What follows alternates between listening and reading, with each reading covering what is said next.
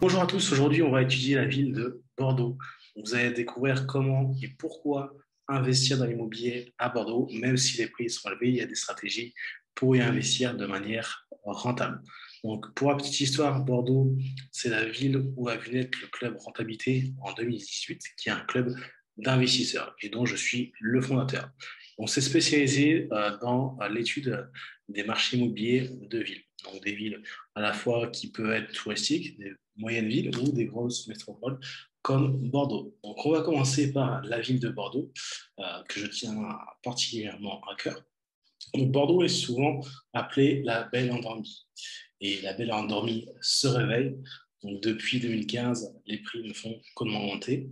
Donc il y a eu aussi l'arrivée de la LGV en 2017 qui a permis une belle ascension des prix.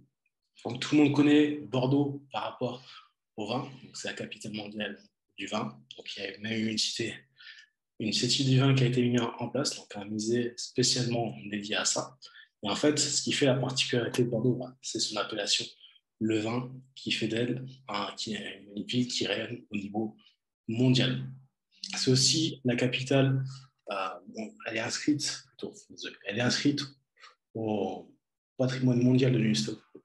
Donc c'est une ville très belle, une ville bourgeoise, mais aussi elle entre dans le côté développement économique avec le label French. C'est une métropole qui atteint au moins 1 million d'habitants. Elle est seulement située à 2 heures de Paris, donc depuis 2017. Et ce qui est bien dans Bordeaux, c'est certes la ville, mais c'est une région. Vous avez le bassin d'Arcachon juste à côté. Vous pouvez aller au Pays Basque à moins de 2 heures. Et ça, c'est vraiment la particularité. C'est certes une ville qui inspire la grandeur, mais c'est aussi une ville qui a une âme, une région. Vous pouvez aller visiter. Donc, il y a le Libournais, il y a le Médoc, il y a le bassin d'Arcachon, bien sûr. Mais il y a aussi le côté basque qui est juste à côté. Et l'Espagne, bien sûr, qui est proche. C'est pour ça que c'est une ville qui se réveille aussi bien par rapport au tourisme. Il y a une grosse communauté étudiante et elle est dynamique. Donc, quelles sont vraiment les trois meilleures raisons d'investir dans l'immobilier à Bordeaux? Donc, déjà, ce qu'on prend en compte pour vraiment dire qu'une ville est attractive, c'est trois facteurs. Donc, savoir si c'est une ville étudiante, si c'est une ville touristique et si elle est génératrice d'emplois. Donc, Bordeaux a la chance de regrouper ces trois facteurs au-delà des excellents canaux qu'on peut y discuter. C'est une ville touristique d'abord. Donc, c'est une ville qui est prisée au niveau national, mais aussi au niveau international. Donc, il y a de nombreux congrès qui sont organisés. Il y a 6 millions de nuitées pour 3 millions de visiteurs. Donc, c'est une ville qui est visitée, qui est appréciée. Et bien sûr, c'est une destination d'affaires avec plus de 180 congrès. Donc, pour faire de la location courte durée, ça peut être très intéressant, la ville de Bordeaux. Au-delà de ça, il faut faire attention aux nouvelles réglementations par rapport à Airbnb. Donc, la ville, depuis 2019, a mis une réglementation où il y a un système de compensation. Donc, c'est plus dur d'exploiter en Airbnb. Mais il y a des villes qui sont limitrophes de Bordeaux qui ne sont pas soumises à cette législation. C'est une ville dynamique. Donc, moi, à l'origine, j'étais de Nantes. Et en fait, je ne me verrais pas retourner à Nantes parce que vraiment, niveau économie, c'est une ville qui pèse. Donc, il y a 33 000 entreprises pour 365 000 emplois. Donc, c'est une ville vraiment développée dans le tertiaire, comme la majorité des grandes villes, mais elle a ses petits secteurs d'activité, donc avec la présence de fleurons dans l'industrie, comme Cdiscount. Donc, Cdiscount, c'est le concurrent d'Amazon, le concurrent français, donc, qui est d'origine bordelaise, qui a été créé à Bordeaux. Vous avez Sanofi, Dassault, on peut citer aussi à Thales. Il y a un fort secteur aéronautique aussi. Et c'est une ville qui permet la création d'entreprises. Donc, il y a plus de 3000 créateurs d'entreprises par an. Donc, c'est une ville qui permet de nouvelles opportunités, d'où son dynamisme. C'est aussi une ville étudiante. Donc, il y a plus de 100 000 étudiants. C'est la 7e ville étudiante et c'est une ville de grandes écoles. grandes écoles. Les plus connues sur Bordeaux, vous avez l'INSEC et Kedge, qui sont très réputés au niveau national.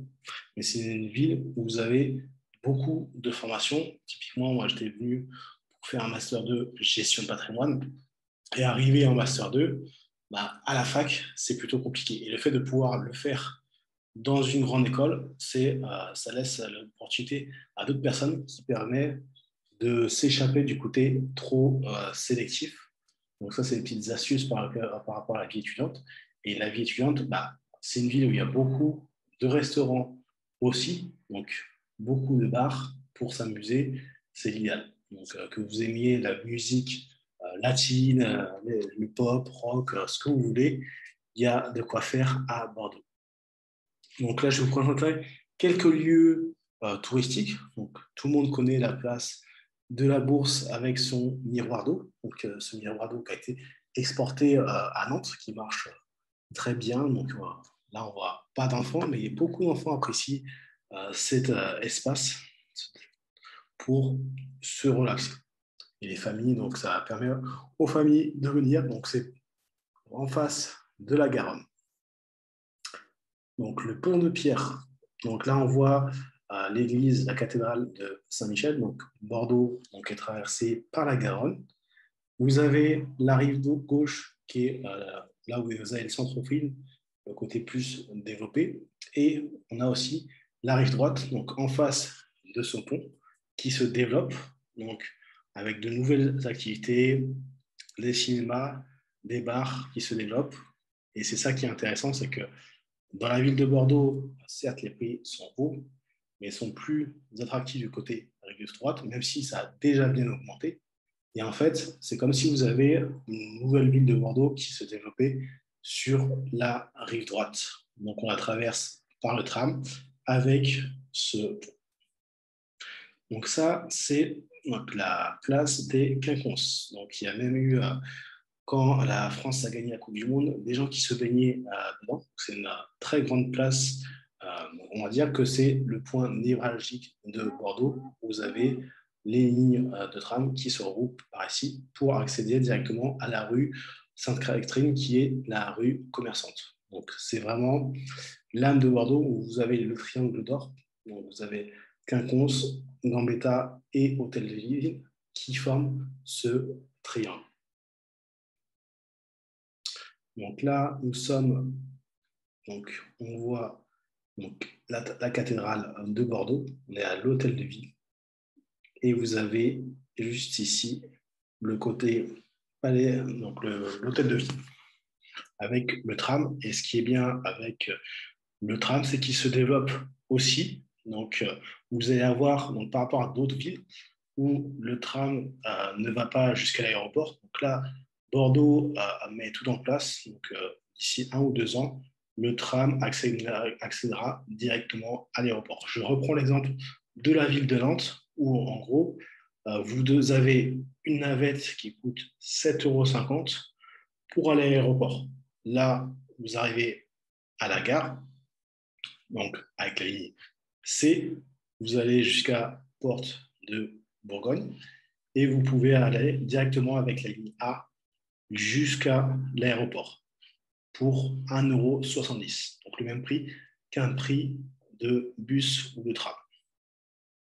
Donc Bordeaux aussi, bah, c'est la visite de châteaux. Donc le vin, c'est la capitale mondiale du vin, c'est pas pour rien. Et ce qui est bien, c'est qu'il y a tout, il y a plein de châteaux. Donc le château Smith-Wafield, vous avez les châteaux près de Pessac qui sont à visiter et qui n'attendent que vous. Donc, je parlais de Bordeaux et sa région, et ça en fait partie du charme de la région bordelaise.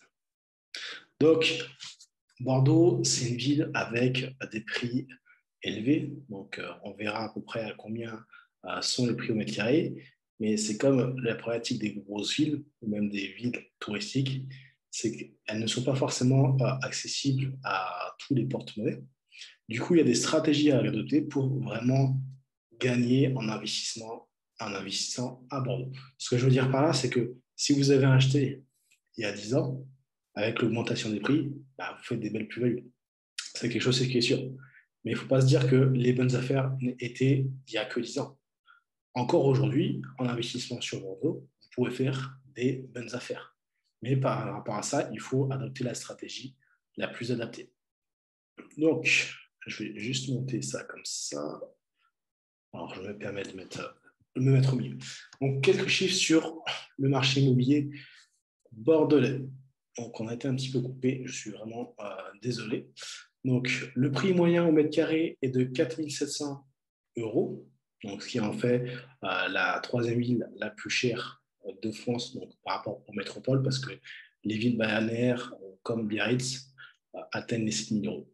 Le loyer moyen est de 15,3 euros au mètre carré. Alors, ce qu'il faut faire attention avec le loyer moyen, c'est qu'il y a un encadrement des loyers qui a été mis en place fin 2020. Donc, pour ceux qui font de la colocation, ça peut être très problématique. Donc, ça va être comme Paris, Lille, l'encadrement des loyers va limiter la rentabilité des propriétaires. Donc, en 10 ans, les prix ont augmenté de 60%, ce qui est énorme. C'est une des villes qui a pris le plus de valeur ces 10 dernières années. Et 35% sur 5 ans. Donc, ça a été coupé, mais on touche 35% en 5 ans. C'est pratiquement du jamais vu en France. Donc, pourquoi il y a eu tant d'attrait pour Bordeaux? Donc, déjà, ce qui était intéressant, c'était les prix qui étaient très bas. Donc, la ville a été aménagée sous l'ère Juppé, qui a été fait pour attirer du monde, aussi bien les étudiants que des touristes et les entreprises. Et ce que je vous disais maintenant, Bordeaux est candidate à l'encadrement des loyers, donc ça a été mis en place. Il y a juste le gouvernement doit ratifier pour que ça entre vraiment en action. C'est pour ça qu'il faut voir le marché bordelais au-delà de la ville 33 000 Bordeaux. Il y a d'autres villes qui touchent Bordeaux, où il y a des villes étudiantes comme Talence qui ne sont pas soumises à ces réglementations. Donc là, je vais vous montrer quelques quartiers où il est intéressant d'investir à Bordeaux.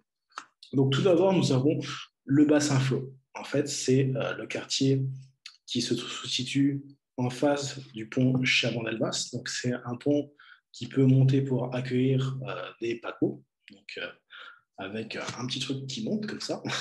Comme ça, quand les paquebots arrivent, ils passent sans souci. Ils montent, ils se surélèvent. Donc, ce quartier, en fait, il a été créé. Donc, c'était à côté des quais de Bordeaux qui aussi ont eu comme personne. Ils ont été aménagés pour pouvoir accueillir du public. Et du coup, pour faire des balades sur Bordeaux, il y a beaucoup de personnes qui font le quai. Donc, il y a des bars, il y a des commerces, il y a aussi des salles de sport et la Cité du Vin. Et en fait, ce quartier, donc, c'est autour d'une marina, donc, qui accueille aussi un cinéma, des coworking, donc Mama Works. Il y a vraiment une activité économique qui s'est mise en place. Donc, il y a aussi l'arrivée de beaux hôtels, donc le Marriott qui s'appelle le Renaissance avec un très beau rooftop. Il y a Crédit Agricole, là, il y a le siège de Crédit Agricole, il y a d'autres entreprises. Et en fait, la particularité, c'est que c'est à la fois un quartier étudiant. Vous avez l'INSEC qui est sur plusieurs hangars dans ce secteur-là, beaucoup de commerces et c'est touristique parce que vous avez la Cité du Vin, vous avez des hôtels, donc il y a vraiment quelque chose à faire dans ce quartier-là. Et c'est que c'est un quartier en voie de développement, même si il a été, en vrai, ça fait un petit moment, ça fait au moins 5 ans que tout a été mis en place, mais il y a encore de nouvelles choses qui arrivent, de nouvelles entreprises, de nouveaux bâtiments, et c'est que les prémices. Vous avez aussi le nouveau quartier d'affaires Euratlantique, donc du côté de la gare, où on peut mixer les activités festives, parce que toute l'activité festive de Bordeaux se situe en majorité près de la gare. Et c'est un quartier d'affaires, donc il y a aussi des restaurants pour pouvoir accueillir ces entreprises-là. Vous avez aussi quelque chose de plus traditionnel, le quartier Chartrons. Donc c'est le quartier des artistes avec une ambiance plutôt chaleureuse avec les halles des Chartrons. Et ce quartier est certes apprécié par les artistes pour son côté son côté artistique, son côté vous avez traversé des boutiques, des petites boutiques de créateurs, et c'est ça aussi qui fait son charme. Et il y a une forte disparité des prix. En gros, vous pouvez trouver très bien des logements à 5 000 € du mètre carré et d'autres à 3 500, à 2 500. Et c'est ça, il faut pouvoir trouver les bonnes affaires. Alors là, autrement, dans Bordeaux, quand je dis Bordeaux, je vois toute la Cube, donc la communauté urbaine de Bordeaux, donc qui a été un petit peu cachée. Donc vous avez la ville de Le Bouscat. Donc c'est une ville UP, donc avec beaucoup de cadres, mais vous avez des résidences des années 70 où vous pouvez faire des colocations qui ne sont pas soumises à l'encadrement des loyers et avec des prix accessibles. Vous avez une Mérignac. Donc Mérignac, c'est la plus grande agglomération derrière Bordeaux, où vous avez un secteur d'activité hyper développé. Vous avez toutes les grosses entreprises qui sont là-bas. Vous avez l'aéroport. Et du coup, il y a une augmentation des prix de Mérignac du fait de la future aussi arrivée du tram, mais aussi le fait que toute l'activité économique vraiment de Bordeaux se situe à Mérignac. Vous avez Dassault, vous avez Thales, il y a vraiment un gros pôle de ce secteur-là. Donc, pour faire de la location courte durée, à côté de l'aéroport, ça peut être aussi une opportunité. Vous avez autrement la ville de Talence qui est très intéressante. Donc, Talence, c'est la ville toute proche des facs. Donc, vous avez la fac de Bordeaux qui est à Pessac, mais vous avez aussi Catch Business School avec plus de 6500 étudiants à Talence. Vous avez d'autres écoles. Et en fait, ça permet d'être juste en dehors de Bordeaux, proche de Bordeaux et proche des facs en étant à Talence. Et le fait d'investir dans ces villes, donc qui ne sont pas soumises à l'encadrement des loyers et pas soumises à la réglementation Airbnb, ça fait que vous pouvez acquérir un bien à un prix inférieur sans les points négatifs que sont les réglementations vis-à-vis des propriétaires. Donc, je vous ai présenté un petit peu les quartiers et villes où il est intéressant d'investir. Donc, c'est bien d'investir, mais il faut investir au bon prix et surtout avec la meilleure stratégie. Donc, par rapport à la ville de Bordeaux, donc, ce qu'il faut surtout comprendre, c'est que les prix sont élevés, mais même en achetant à un prix élevé, on peut faire des bonnes affaires. Tout dépend de comment en fait vous avez valorisé le bien pour en faire une machine à cash. Donc, stratégie 1. Donc, voilà, je suis désolé, je vais me mettre ici. Donc, la première stratégie, c'est d'acquérir un T2 à exploiter en LCD. Donc, avant 2019, Bordeaux était super intéressante pour faire de la location courte durée.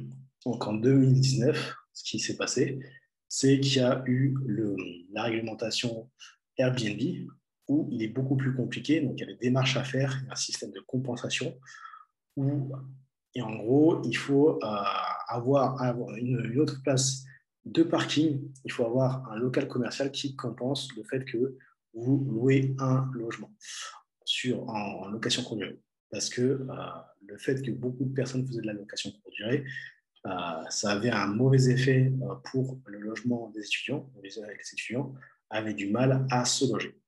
Du coup, à 200 000 €, ça peut être très intéressant d'investir sur un studio à Bordeaux. Donc après, il faut faire attention à la réglementation. Je ne vous conseille pas d'essayer de chercher un T2 pour faire de la LCD à Bordeaux en pur et dur. Là, je vous parle de cette stratégie-là parce qu'elle peut pas marcher dans une ville de ce type s'il n'y a pas cette réglementation. Après, il y a toujours des stratégies. C'est que, par exemple, sur la ville de Bordeaux, vous avez la possibilité d'acquérir un local commercial et le transformer pour l'exploiter en location courte durée. Ce qui est beaucoup plus simple de faire cette stratégie, ce changement de destination plutôt que d'acheter directement un T2. Donc, dans ce cas, en gros, si vous voulez faire la location courte durée, essayez de viser vraiment des villes qui sont proches de Bordeaux, donc qui touchent Bordeaux, où la demande est faible. Vous allez regarder sur Airbnb et vous allez voir par rapport à ça comment vous pouvez prendre des parts de marché, créer l'effet coup de cœur. Et en fait, ce qui est intéressant avec la location courte durée, c'est que vous allez augmenter la rentabilité mensuelle de votre investissement. Donc là, je vais vous donner un exemple. Un T2 actuellement se loue à 700 euros sur Bordeaux et ça vous fait à peu près une mensualité de 2000 euros. Sur Bordeaux, là, donc, ce que vous avez à peu près du 85 euros au mètre carré, donc à la nuitée. Et ça peut aller jusqu'à 109 euros dans les bonnes périodes et 165 euros quand vous avez 4 personnes. Un T2 bien exploité en location courte durée, vous arrivez facilement à 20 000 euros. Donc 20 000 euros, vous prenez la décision en location vraiment classique, vous allez arriver à peine 8 000 euros. Donc il y a une grosse différence. Après, il y a des charges en location courte durée, donc ce que sont les frais de réservation. Si vous passez par une conciergerie, mais il y a une possibilité de se former pour apprendre à automatiser votre location courte durée. Donc, ce qui est intéressant, c'est que quand vous automatisez, il n'y a pas forcément de problème avec les locataires. Quand vous exploitez à l'été, même si ce n'est pas dans la ville de Bordeaux, avec un logement pour 4 personnes, donc un T2 qui peut accueillir 4 personnes, bah, les prix sont plus élevés. Et par rapport à l'exploitation classique d'un étudiant ou autre, bah, les revenus sont beaucoup plus importants. Donc, comme je vous disais, la seule problématique pour la location courte durée sur Bordeaux, la ville de Bordeaux même, donc c'est la réglementation. Donc après, il y a la petite stratégie d'acquérir le local commercial. Moi, typiquement, j'avais pour contrer en fait cette problématique de la location courte durée, je devais faire un tournage. Donc, j'ai cherché un logement sur Bordeaux, donc sur Airbnb, et en gros, je ne trouvais pas ce qui me correspondait. Au niveau qualité d'image ou autre, ça me correspondait pas. Et en fait, je suis tombé sur l'annonce d'un investisseur qui était venu au salon qu'on avait organisé au stade Matmut, donc qui était à Florac. Donc, ce n'est pas forcément la ville la plus touristique, j'avais jamais été, sauf que l'appartement, c'était une maison, un T2 en maison, qui était nickel, parfait pour un tournage. Et en fait, cet investisseur loue toute l'année. Il est plein, même si ce n'est pas dans Bordeaux même. Et en plus, il n'est pas soumis à la réglementation sur le meublé de tourisme. Et du coup, en fait, il a tout gagné. Et en fait, lui-même, sa stratégie, c'est qu'il avait acheté plusieurs appartements dans la même zone. Donc, pour le ménage, c'est beaucoup plus facile. Pour la gestion aussi. Et du coup, il a acheté à pas très cher pour avoir, moi, j'avais loué à 65 euros, à 65 euros. On était en octobre pour une ville comme Florac. Donc, vous imaginez ce qui peut être réalisé. Donc, voilà pour la première stratégie. Quand vous avez quand vous avez des prix élevés, donc il faut pouvoir rentabiliser ce loyer. Donc là, typiquement, si vous faisiez une location classique, vous allez louer 700 euros, mais votre mensualité est de 1000 euros. Donc vous perdez tous les mois 300 euros. Vous dépensez tous les mois 300 euros. Là, avec la location courte durée, vous avez certes 1000 euros de mensualité, mais vous allez pouvoir avoir au moins entre 1500 et 2000 euros de revenus. Après, vous enlevez les charges, mais c'est tout de même beaucoup plus rentable, surtout l'été. Donc, stratégie 2. Donc, la stratégie 2, donc, c'est l'acquisition d'un T2 à transformer en T3. Donc là, la stratégie, c'est de pouvoir créer de la surface. Donc, typiquement, si vous avez un budget de 250 000 euros, alors il faut opter pour la création de surface avec l'aménagement de compte. En fait, l'aménagement de compte, ça permet d'augmenter la surface habitable. Vous achetez un T2 30 mètres carrés. Vous avez la possibilité d'aménager les combles pour avoir 50 mètres carrés. Donc, vous achetez un logement à 30 mètres carrés. Suite aux travaux de rénovation et d'aménagement, il passe à 50 mètres. Donc, vous créez de la surface. En plus, vous pouvez créer une nouvelle pièce. Donc, on passe d'un T2 un T3. Et le coût, en fait, l'intérêt de cette stratégie, c'est que, imaginons, on prend le prix moyen de Bordeaux, donc qui est de 4 700. Le prix moyen d'un aménagement de comble, tout dépend de la ville, des relations que vous avez avec des entreprises, ça tourne autour de 1 000 euros. Donc, typiquement, ça vous coûte 1 000 euros de créer une nouvelle surface au mètre carré. Donc, ça vous coûte 20 000 euros pour créer 20 mètres carrés de comble. Et 20 fois 4 700, donc fois la surface, ça fait 94 000 euros. En gros, vous créez une plus-value latente de 74 000 euros. Donc, vous faites, donc vos 20 mètres carrés sont transformés en 94 000 euros, moins le coût des travaux, et vous arrivez à une plus-value latente de 74 000 euros. Et tout ça en ayant acheté dans Bordeaux pour un budget plutôt réaliste. Donc pour 20 000 euros de travaux, vous pouvez bien mettre 20 000 euros de travaux dans un aménagement de comble qui fait qu'à chaque mètre carré, en fait, vous allez gagner de l'argent. Alors, cette stratégie d'aménagement de comble et de création de surface, c'est intéressant qu'à partir du moment où les prix au mètre carré sont élevés, donc comme une ville comme Bordeaux, Lyon ou Nantes. Parce que si, imaginons, ça vous coûte 1 000 euros d'aménager des combles et en fait, les prix du secteur sont que de 1 500 euros, derrière, avec les frais accessoires, ça ne sera pas aussi intéressant. Là, sur une grosse ville, on peut prendre la même chose sur Paris, c'est encore pire. C'est que là, vous en avez pour 1 000 euros. Et le prix au mètre carré est aux alentours de 4 700. On fait pratiquement, donc on fait un x3 et c'est pratiquement un x4. Donc là, sur cette opération, on fait du 370%, ce qui est énorme. Et c'est pour ça que, en plus du côté plus-value latente avec cette opération, après vous pouvez décider d'y habiter dedans donc pour ne pas être soumis à la taxe sur la plus-value en tant que résidence principale, mais ça peut être aussi un investissement locatif où le fait de créer une nouvelle chambre, la création d'une nouvelle chambre sur Bordeaux, c'est 250 euros en moyenne de revenus locatifs supplémentaires. Du coup, si vous le louez en investissement locatif, donc déjà vous gagnez 250 euros en plus. Et quand vous voudrez le revendre, la stratégie c'est que à la fin du bail, vous habitez le logement, donc que ce soit votre RP, afin que vous n'ayez pas la taxe sur la plus-value de 36,2 en tant que vente de résidence secondaire. Donc voilà pour la création de surface habitable. Donc la stratégie de l'aménagement de comble, c'est très puissant. Donc, autre stratégie sur la création de surface. Donc là, on va s'intéresser à... Alors, je vais me mettre ici. Désolé. Donc, c'est la stratégie de la surélévation de maison avec la création d'un T2 indépendant.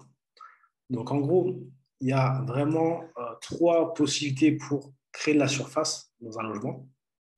Donc, vous avez l'aménagement qu'on a vu. Là, on voit la surélévation. Et vous allez avoir aussi l'extension. Donc là, on prend l'exemple d'une acquisition d'une maison sur Bordeaux pour 400 000 euros. Donc une toute petite maison, bien sûr, un T3.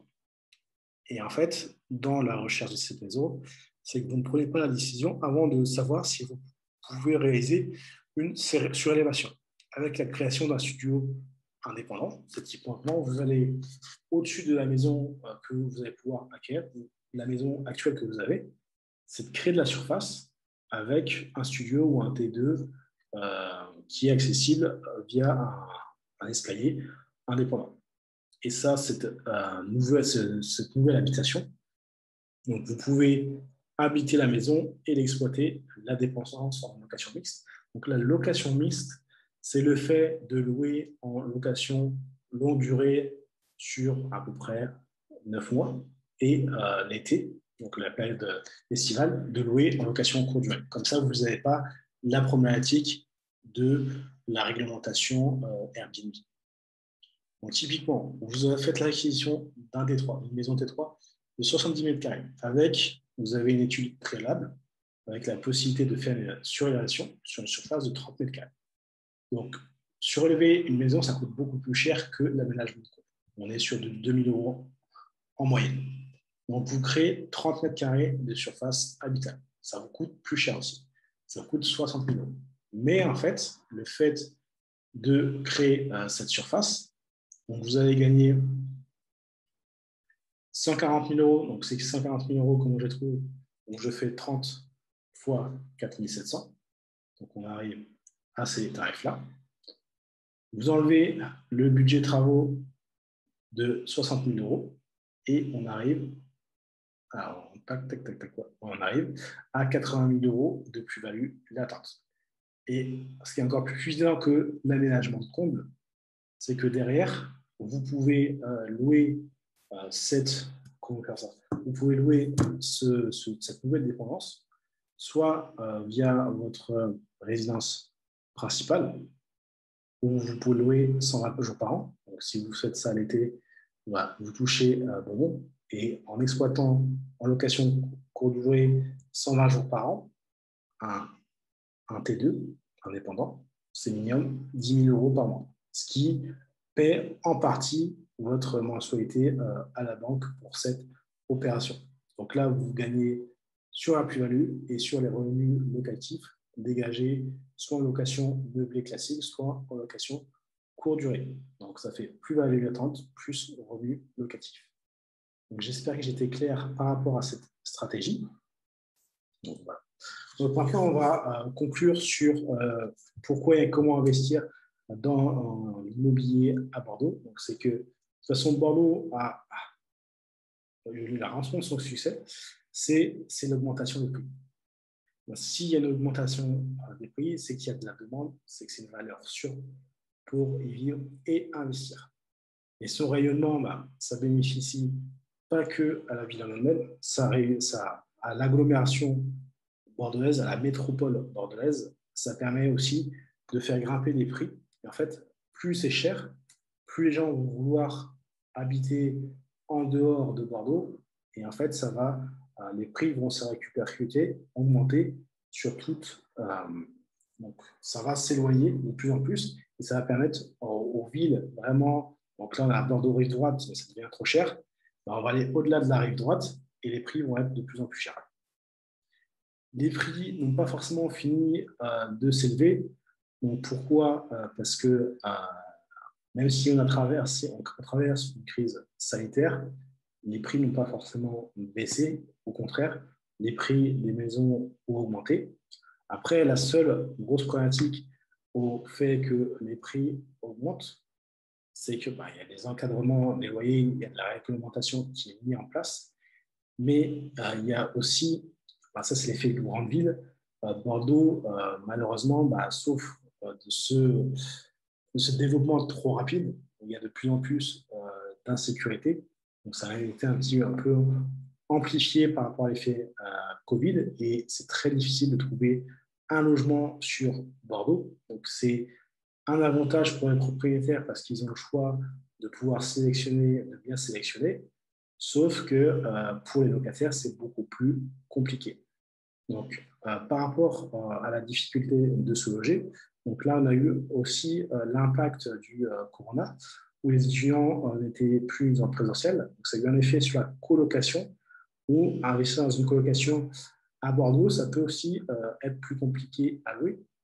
Alors, si c'est Bordeaux même, ça va encore, mais si c'est dans les communes qui touchent Bordeaux, à Rivoire, c'est beaucoup plus compliqué de pouvoir louer. Donc, il y a des avantages et des inconvénients dans toute ville. Mais en fait, c'est une ville qui a encore de l'avenir, et surtout dans les villes qui sont autour de Bordeaux, qui prendront de la valeur parce que les gens voudront voir ailleurs et ne pourront plus habiter sur Bordeaux même. Donc, c'est un effet boule de neige positif, mais avec des nouvelles réglementations. Et pour lutter contre ces réglementations, c'est de pouvoir aussi investir dans les villes à fort potentiel que je vous ai présentées. Derrière, c'est une ville pour moi en fait qui a du charme, et c'est comme si vous étiez dans c'est un petit Paris avec la plage à côté, des beaux endroits à visiter, une culture gastronomique très forte, donc le foie gras, mais aussi le Calais Et le vin, en fait, c'est une ville où il fait bon vivre. Au-delà de le côté, certes, c'est un petit peu plus, c'est moins sécurisé qu'avant, mais vous pouvez aussi habiter sur le bassin d'Arcachon. Si la ville de Bordeaux en soi ne vous plaît pas, c'est vraiment ça qui fait la beauté de Bordeaux, c'est que c'est sa région. Bordeaux, c'est plus grand que la ville. Donc, j'espère avoir répondu à toutes vos interrogations sur l'investissement immobilier à Bordeaux. Donc, désolé pour les petits bugs. C'était ma première fois que je présentais une ville en vidéo. Donc, heureusement que c'était la ville de Bordeaux où j'habite. C'est beaucoup plus facile. Mais voilà, j'espère que vous avez passé un bon moment. Il y en aura toutes les semaines. Et je vous dis à très vite. Et si vous voulez investir sur Bordeaux, bah, n'hésitez pas. On peut vous donner tous les conseils que vous voulez. Donc, avec notre club d'investissement, il y a plusieurs professionnels, des chasseurs, des experts comptables, avocats, notaires, il y a tout ce que vous voulez. Il y a aussi des investisseurs qui peuvent partager leur expérience sur leur investissement, qui ne sont pas forcément à Bordeaux, mais dans la région bordelaise. Donc, je vous dis à très vite pour une nouvelle découverte du marché immobilier